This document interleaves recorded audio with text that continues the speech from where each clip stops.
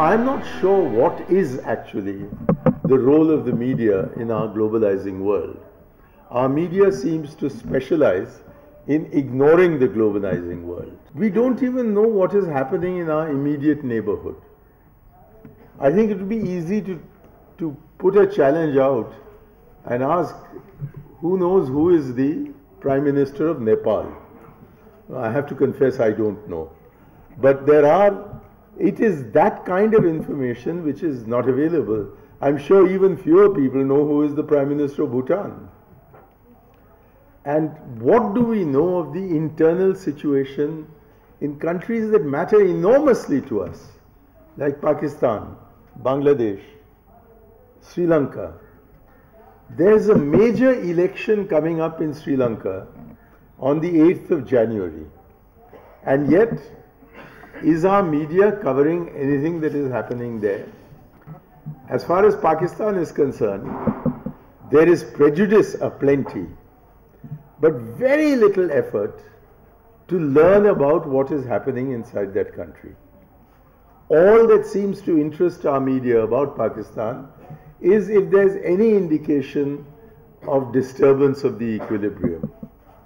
Did we have any reporting in India about what happened in Rwanda in 1994? The worst genocide that we have known since Hitler हमें छोड़कर चले गए तब से. We know so little about what is happening at the present moment in the Levant, where the so-called Islamic State is embattled with the local people.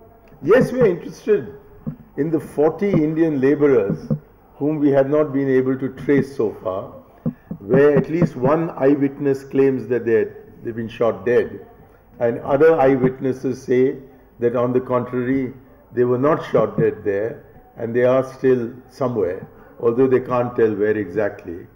And we have the External Affairs Ministry saying that we have the information, but we cannot share it with the nation. But apart from initially reporting the sudden rise and expansion of what was at some time called ISIL, then called ISIS, and is now increasingly being called IS, there's very, very little information. We had the Arab Spring, a spring that has turned rather quickly into autumn and seems to be going into winter. But that Arab Spring was reported as an exciting event, but hardly analyzed, and the significance of what was happening in a large part of the world, which the West calls the Middle East, and we call West Asia and North Africa. There's hardly any examination of these issues in the Indian press. Europe is a blind spot. Why, for that matter, even England is a blind spot. I think we all know who David Cameron is, but I'm not sure how many of us know who Nick Clegg is. What matters, and matters much more, and understandably, is what's happening in Trilokpuri or in Bhavana.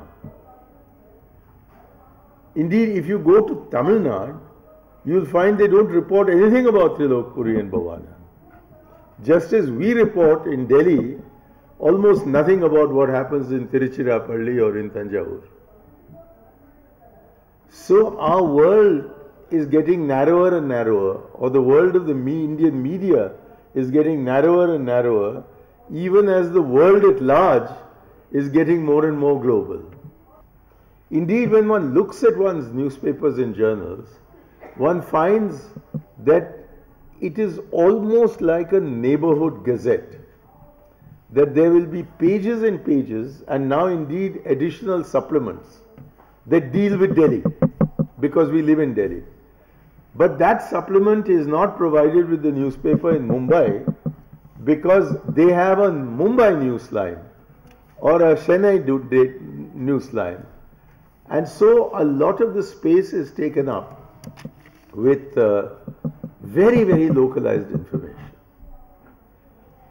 Also, a lot of the space in our newspapers is increasingly getting occupied by advertising. So it seems to me that whereas when I was growing up.